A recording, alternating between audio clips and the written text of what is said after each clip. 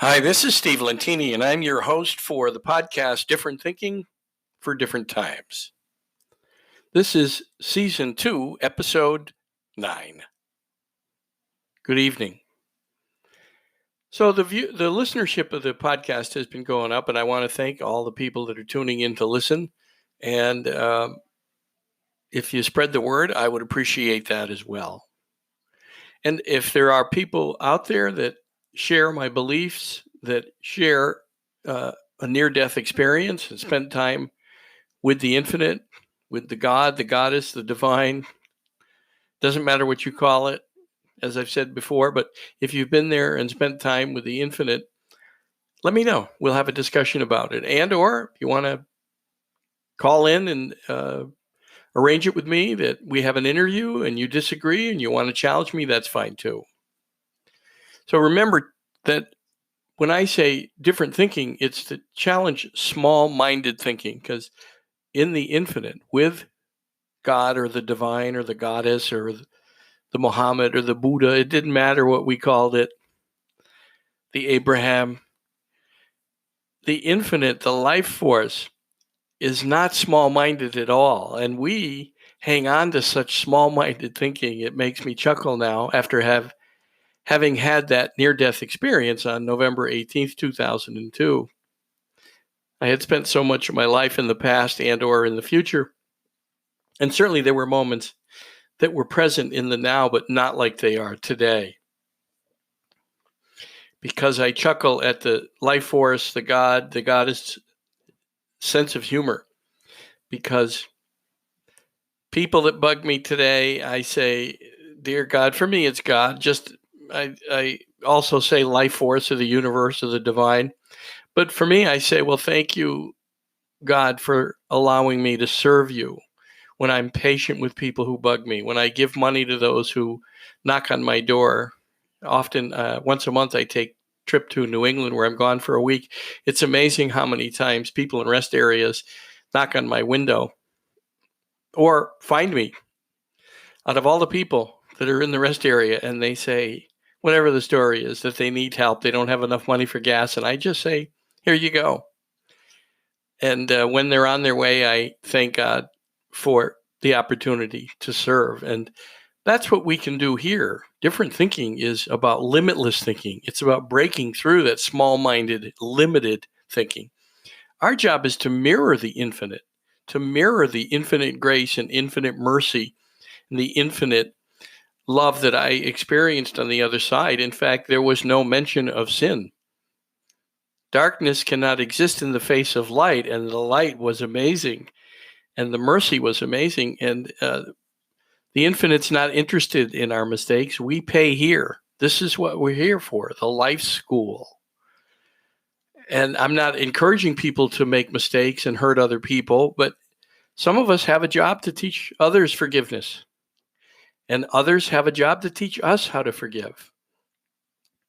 And it can go on and on and on, and I did not get to see all of what goes on in the life force, the infinite. But to me, it might even be that we come back as whatever we are so small-minded about to experience what that's like. Let's say that we are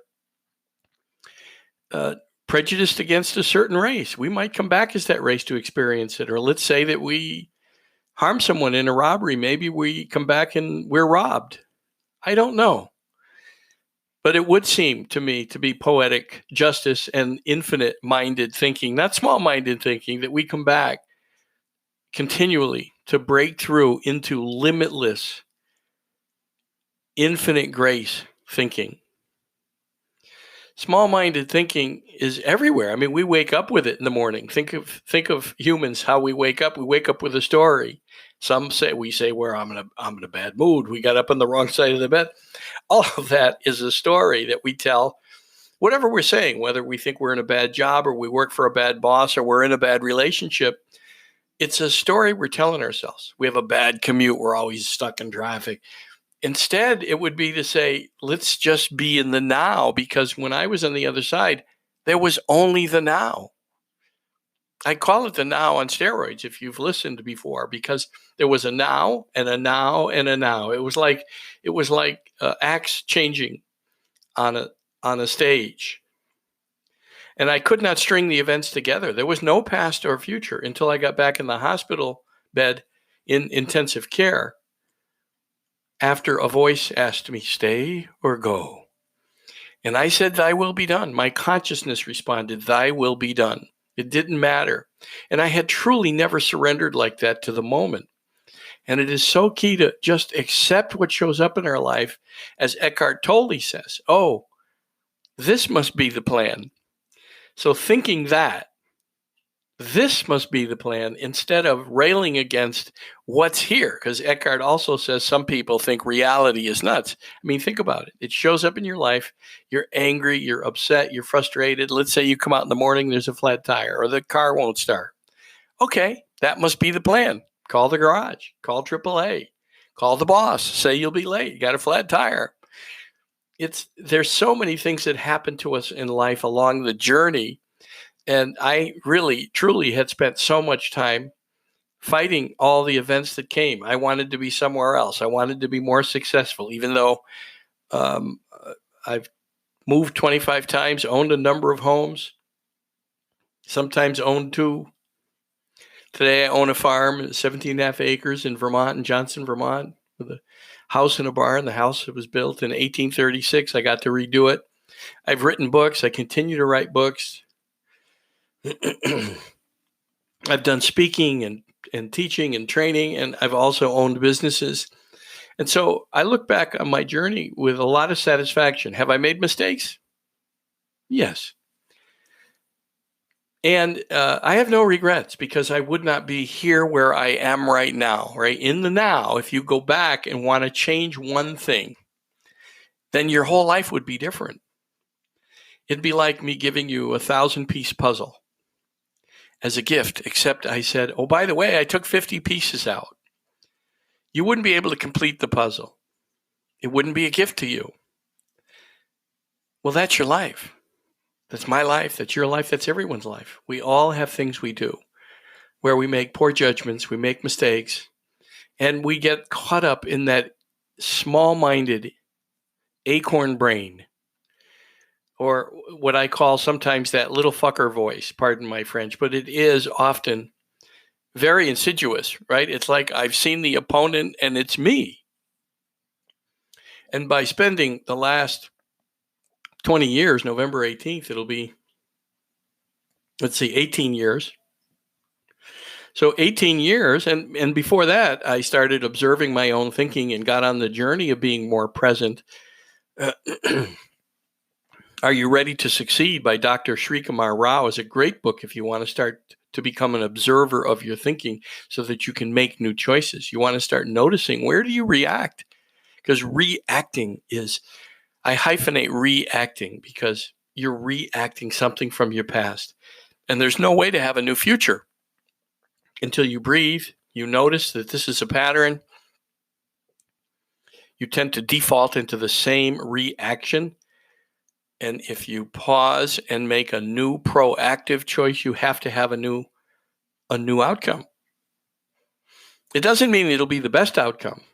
It does mean it'll be a new outcome. And then you can continue to tweak. You can continue to change, kind of like tacking in sailing. For those of you who have sailed, I'm sure it's the same in flying, especially with all the winds that are up where pilots are at 30,000 feet. It's not a straight line. There's always adjustments. And that's the story of our life. So take an inventory of where you are and look back at every event that you have regretted, and know that if any one of those events changed, you wouldn't be who you are and you wouldn't be where you are. All mistakes are necessary. So sometimes you win by John Maxwell, and sometimes you learn. And he crosses out the word fail. Sometimes you win, sometimes you fail, but we're learning when we make mistakes, and that's our job here. We're actually supposed to fall. And people who do commit heinous acts, crimes, They spend years and years and years of their life in jail. Now, you say some don't get convicted, Steve. Some never get caught. There's unsolved crimes. That's true, but they live with that the rest of their life. It's only small-minded human thinking that wants them to pay for their mistake here and or live with that mistake in their mind in all their life and then also burn in hell forever. Albert Einstein said our true work is to determine whether the universe is benevolent or not. And if you think it's not benevolent, then you're getting up every day with a negative story and a negative tape. And what you focus on, what you focus on in a universe expands. What you think about and speak about, you bring about. And so if you're spending a lot of time in the story, in how a relationship isn't working, how your wife is wrong, how your husband's wrong, how men are wrong. Some people are just all upset about how men are wrong or how women are wrong or same-sex marriages are wrong or people who make choices that are different than yours are wrong. Races are wrong. Political affiliations are wrong. I mean, just think about the human mind and how small-minded and petty we truly are. But that's our job, is to start noticing it and to become more empathetic, more compassionate, more patient. Let people have wherever they're at. That's their life journey. It's not yours. Their life journey is truly none of your business. Your job is you. And for me, I know I used to try to manage a lot of other people and things, and it was a lot of work. Now I'm just managing myself.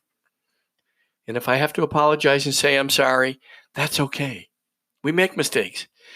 Humans are very, very harsh on themselves, right? We are our own worst critic. You've heard that said before.